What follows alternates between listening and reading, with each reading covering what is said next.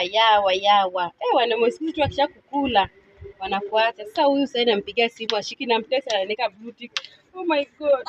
Bestie. Kwani ni nini unalia?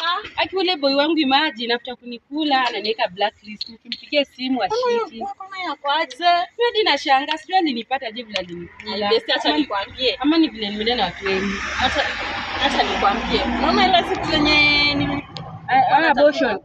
By the abortion ilikuwaje? Ilikuwa kwa nishafanya. Lakini bestie, umeabort mara ngapi? Mimi at least nimeabort mara moja. Bestie, sasa kuna mtu nimepata.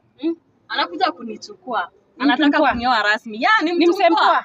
Ni mpoa hadi anakuja hapa kama wenye wanakulanga na wanatuacha hapa. Ayu ina ako serious. Umepata mtu ako serious. Na bestie hizi stories za bestie. Acha tu. Okay, kama umempata hakuna shida, mimi nitakutakia tu mazuri. Kama ni boy mzuri anaweza kutreat vizuri.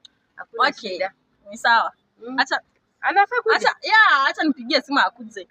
So za tumia simu yangu nipe direct, niko na credit. Hello, sasa nitakuwa. Hata nilikuwa nimemwambia tupatane hapa. Sijui mbona amechelewa. Guys, babu umefika. Wow, bestie, sasa ni yeye anataka kunioa rasmi. Unaona aje? Ameweza? Mwanzo kalaenyi. Mtoto. Ameweza ama aje? Ako poa by the. Huyu ni bestie yangu. Rafiki yako si yako sawa? Huyu bestie yangu ako sawa, ni msana mpoa, msana innocent. Wale msichana atakulinda alafu ni mluya.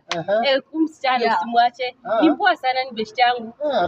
Hata kama mimi ni mkubwa wake but nimemjua. Mimi naona ni msichana mzuri sana, alinipendeza. Love at first sight. Ni mzuri. Tunakaa naye.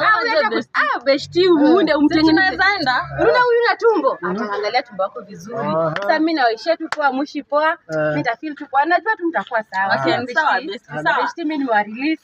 Okay. Nimefeel poa. Bye. Sawa. Akina siamu yangu. Kia.